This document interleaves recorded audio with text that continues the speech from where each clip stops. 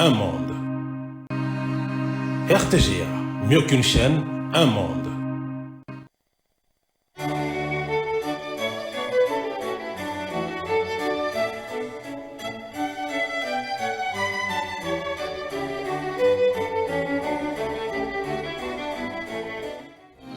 Ce journal vous est offert par Tango Protection.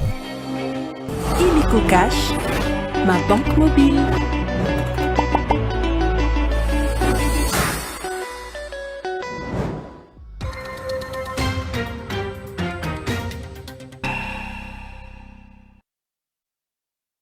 Mesdames et messieurs, bonsoir et bienvenue à tous à cette session d'information sur les RTGA. Tout de suite, les titres. Décédé lundi 21 avril 2025, le pape François a reçu le dernier hommage avant son inhumation à la basilique Sainte-Marie-Majeure de Rome. Plusieurs dirigeants du monde étaient présents à ses obsèques, y compris le couple présidentiel de la RDC.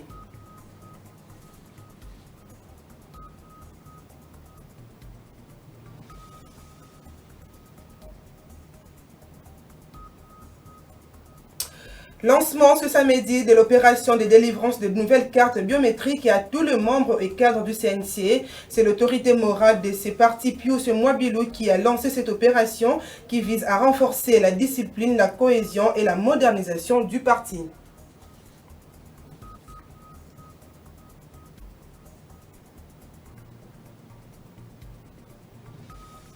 Et puis vers la fin du mois d'avril, mois consacré à la sensibilisation à l'autisme à travers le monde en RDC, une journée récréative a été organisée à l'école Bon Départ en soutien et à la compréhension de personnes vivant avec autisme. Voilà tout pour les titres, le détail c'est tout de suite.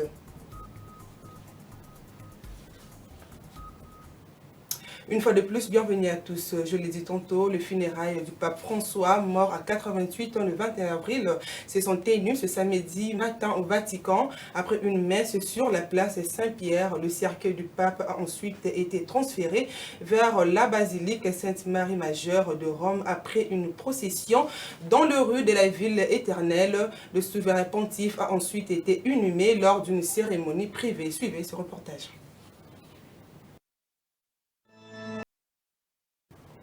Des milliers de fidèles catholiques et autres sympathisants ont participé à la cérémonie des obsèques du pape François. L'on a noté également la présence de plusieurs chefs d'État du monde à cet événement historique, dont le couple présidentiel de la République démocratique du Congo qui s'est incliné devant la dépouille du pape François. Suivez une fois de plus ce reportage.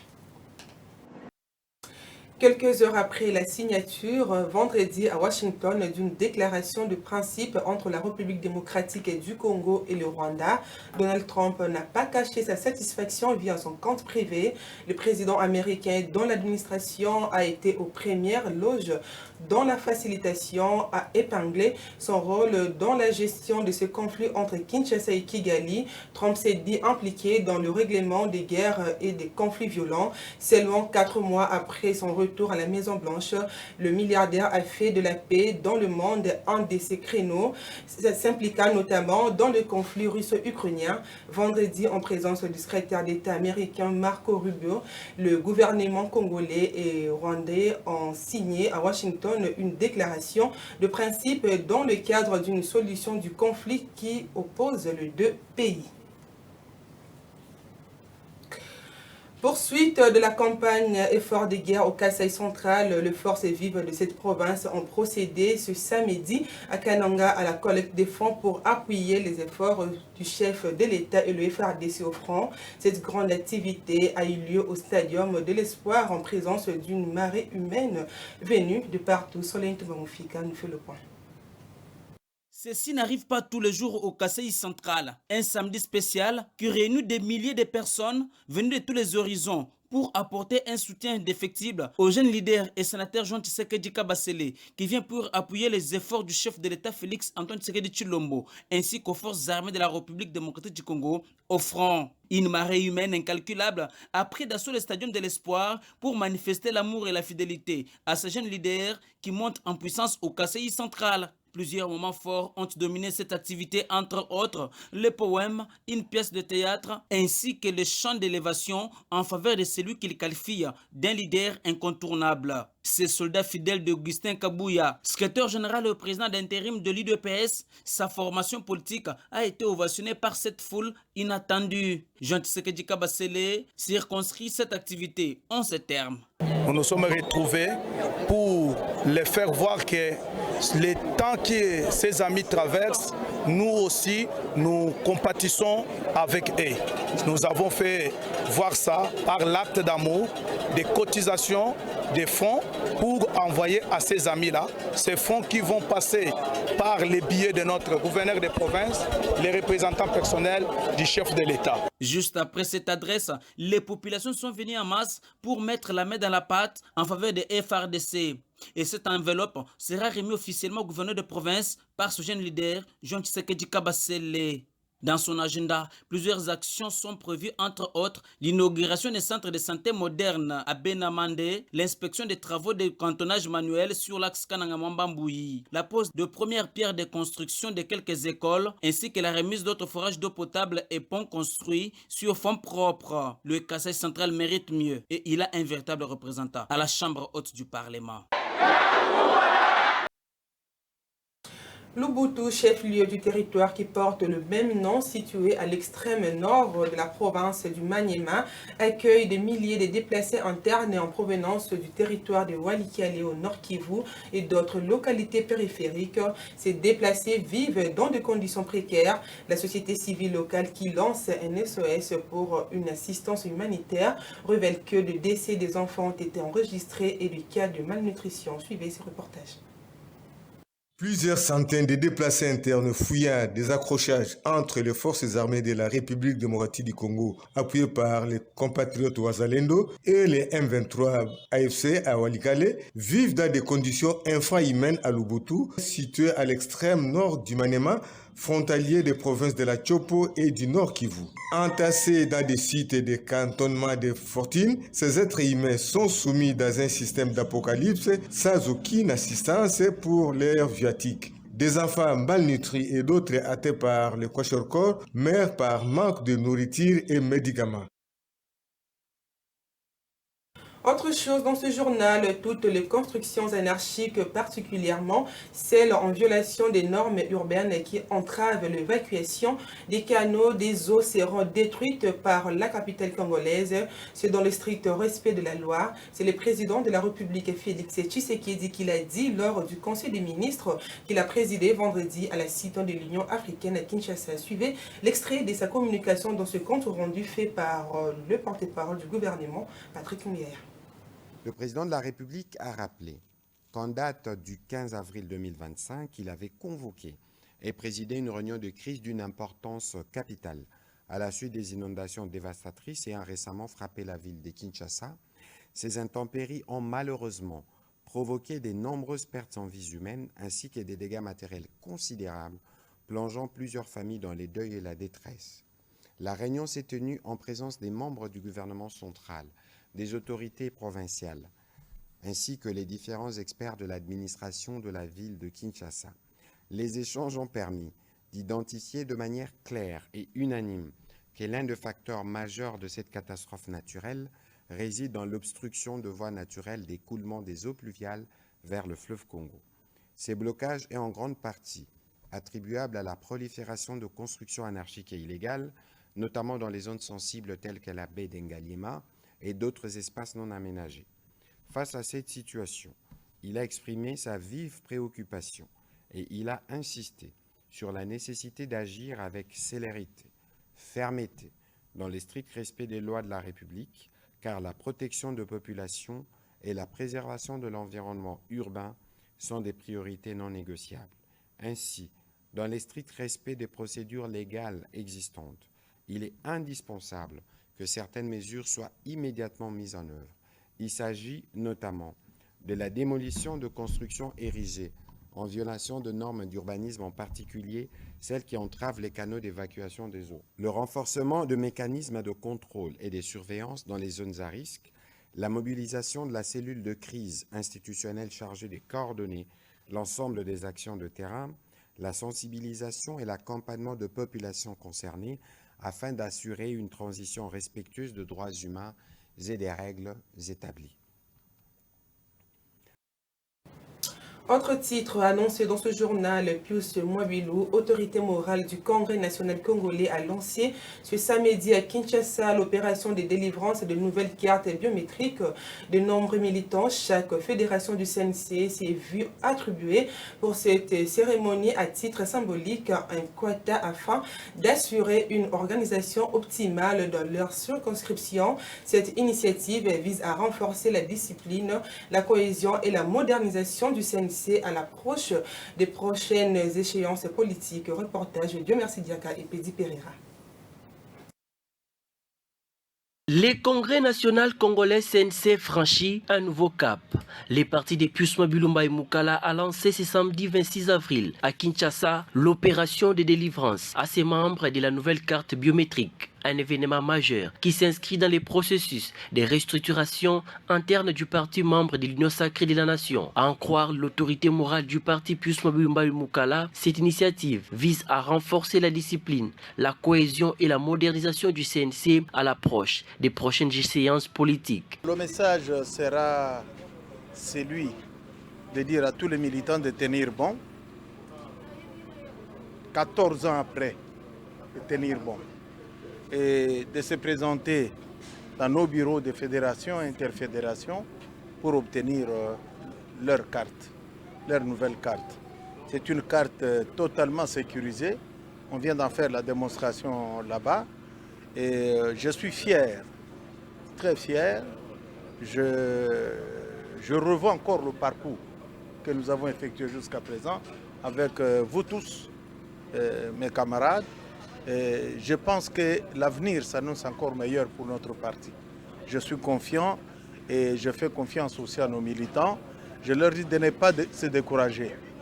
Il y a beaucoup d'aléas que nous avons connus, mais je leur dis de tenir bon, je leur dis de soutenir le président de la République.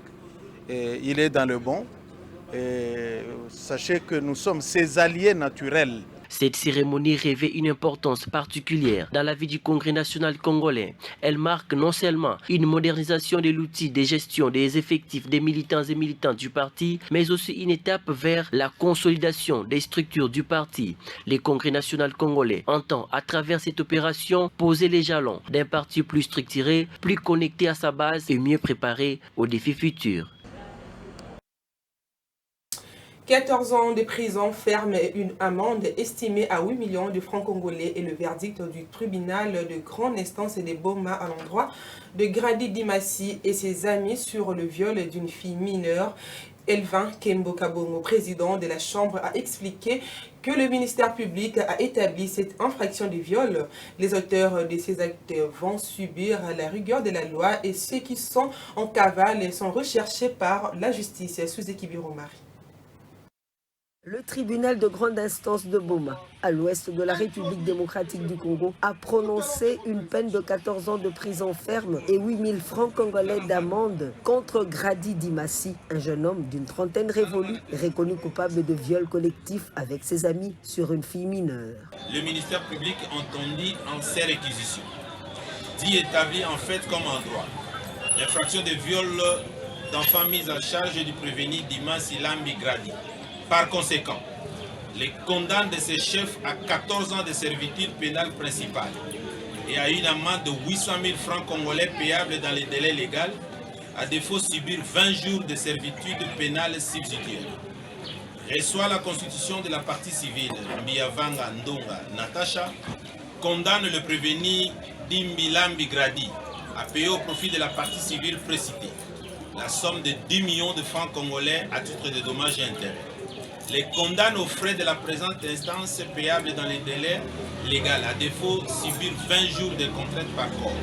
Ordonne son arrestation immédiate. Un verdict rendu lors d'une audience en flagrance organisée par cette juridiction de la ville portuaire. Ces 3 autres amis et complices de ce viol en cavale sont recherchés par la justice pour répondre de leurs actes. Le ministère public y a établi en fait comme en droit l'infraction de viol d'enfant mise à charge du prévenu Dimassi Lambi Gradi. Par conséquent, il doit subir 20 jours de servitude pénale subsidiaire. Le prévenu Dimassi Lambi Gradi doit payer au profit de la partie civile précitée la somme de 10 millions de francs congolais à titre de dommages et intérêts et une arrestation immédiate.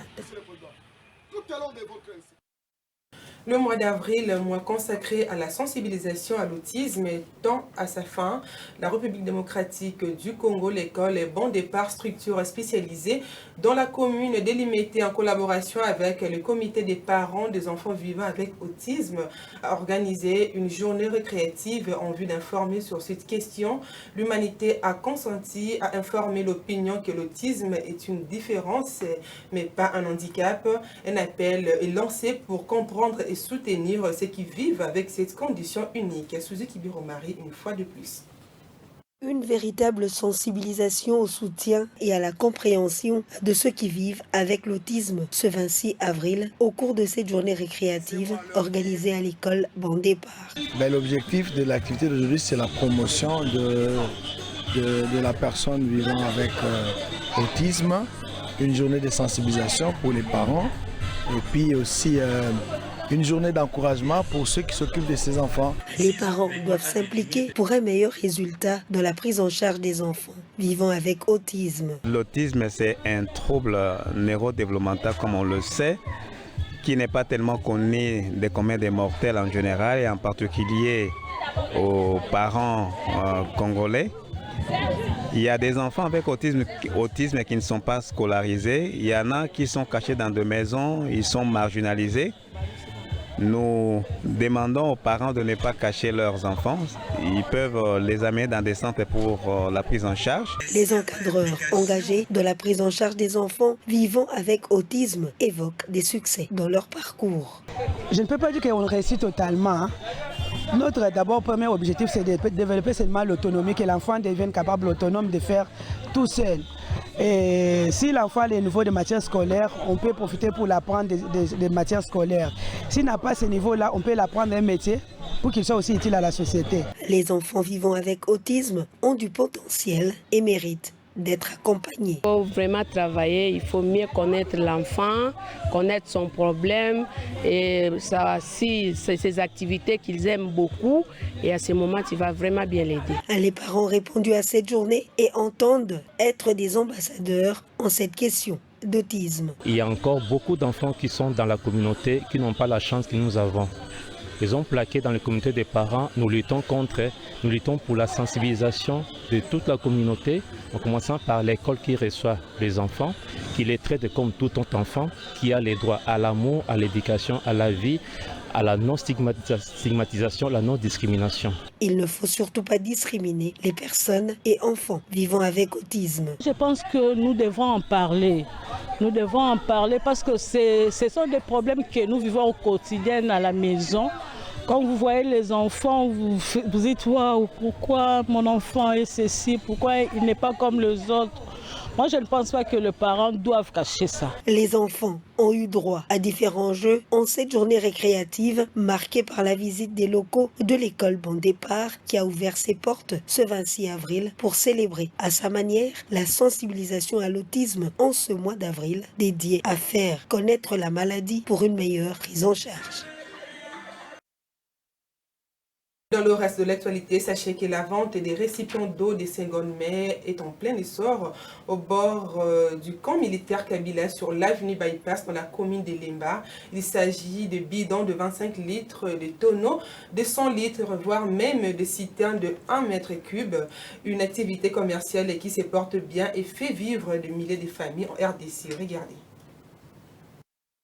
Devenu un point de référence des ventes des récipients d'eau des secondes mains, l'avenue Bypass dans la commune de Lemba, au sud-est de Kinshasa, est confrontée à longueur de journée par des personnes en quête de réservoirs pour la conservation de l'eau, surtout avec la faible desserte dans plusieurs quartiers de la capitale congolaise. Les récipients d'eau de toutes dimensions sont toujours exposés chaque jour au lieu de négoce. À cause des manques d'eau qui coulent régulièrement au robinet à Kinshasa, chaque famille veut avoir un bidon de 25 litres, un tonneau de 100 litres, voire même une citerne de 1,3 m et avoir de réserves d'eau à utiliser pour la vaisselle, la lessive, la cuisine ou même pour boire. Pour Jean-Pierre Elonda, revendeur de ces récipients depuis plusieurs années, explique l'importance de ces récipients. Le principe est la catégorie pénalisalité. Oui, ça est vraiment un peu national. Pour la communauté, pour la entreprise, pour la communauté. Donc, nous avons comme que marché moko eza facilité à que muto azali koki pour aller à son manango. De son côté, Gloire, un jeune homme d'une vingtaine révolue, il s'adonne au nettoyage de ses récipients pour les rendre propres.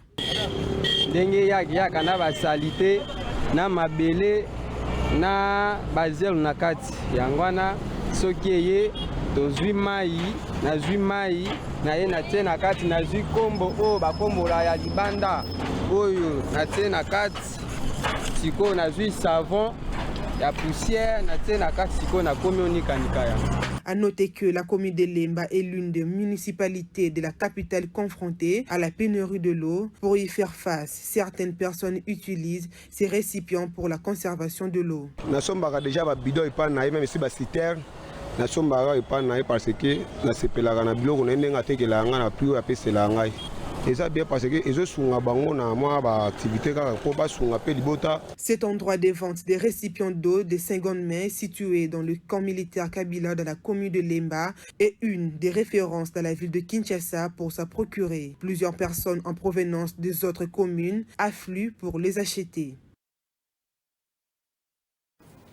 9 ans après la disparition de l'artiste, musicien et fondateur du groupe Viva la Musica, Papa Wemba, ses proches et autres personnalités gardent encore de lui plusieurs valeurs et des bons souvenirs. Stigno Moubi Justin, ancien de Viva la Musica, parle d'un artiste respectueux et modèle pour la nouvelle génération du monde musical. Les détails dans ce reportage signé André Koma et Francis Siamundeli.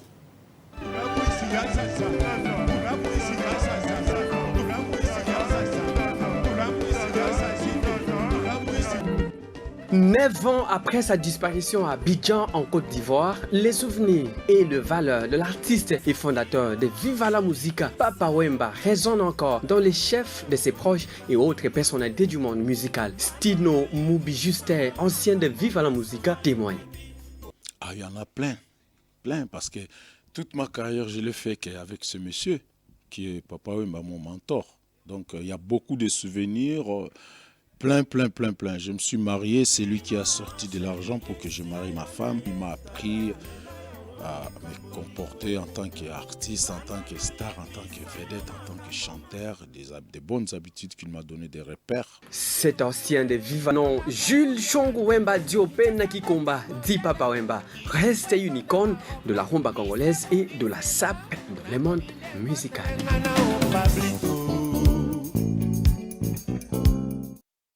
La journée internationale de la propriété intellectuelle est célébrée ce 26 avril, accorde en cette édition 2025 une place à l'importance de la musique dans les sociétés et sur l'impact de la propriété intellectuelle sur cette forme d'art. Les nations sont sensibilisées à protéger les créations dans le domaine musical en référence à la loi sur le droit d'auteur. Reportage Suzuki Biromari.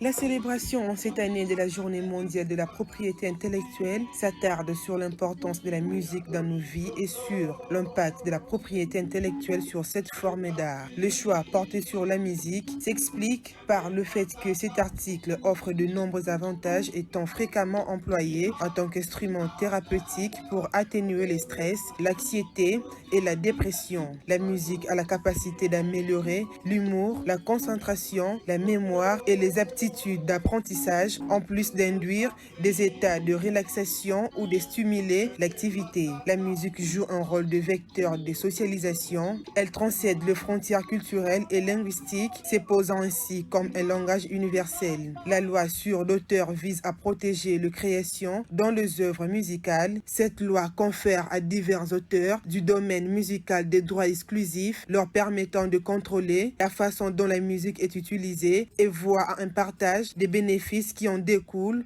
Le droit d'auteur protège la création dans le domaine musical. La propriété intellectuelle favorise la création d'œuvres nouvelles en protégeant cette forme d'art. La protection de la propriété intellectuelle dans la musique entraîne également des répercussions économiques significatives. Elle soutient l'industrie musicale qui joue un rôle important dans l'économie en créant des emplois et des revenus. La propriété intellectuelle est fondamentale pour la musique et par extension pour le patrimoine culturel. La musique est une forme d'art omniprésente dans nos vies. Ce journal est terminé, mesdames et messieurs, place au rappel des titres. Décédé lundi 21 avril 2025, le pape François a reçu le dernier hommage avant son inhumation à la basilique Sainte-Marie Majeure de Rome. Plusieurs dirigeants du monde étaient présents à ses obsèques, y compris le couple présidentiel de la RDC.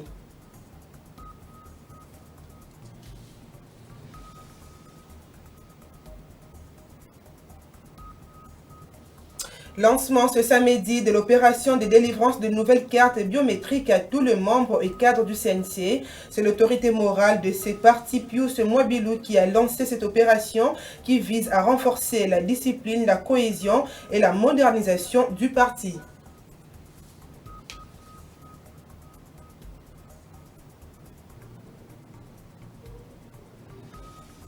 Et vers la fin du mois d'avril, mois consacré à la sensibilisation à l'autisme à travers le monde en RDC, une journée récréative a été organisée à l'école Bon Départ en soutien et à la compréhension de personnes vivant avec l'autisme.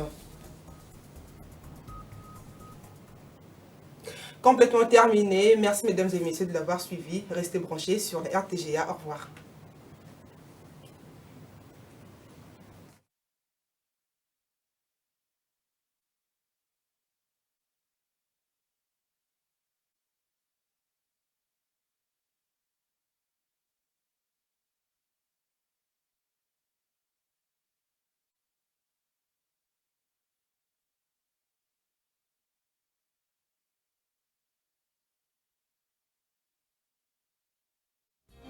Ce journal vous a été offert par Tango Protection.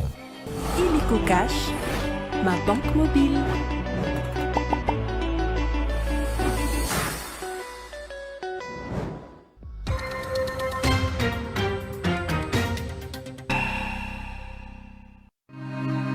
RTGA, mieux qu'une chaîne, un monde.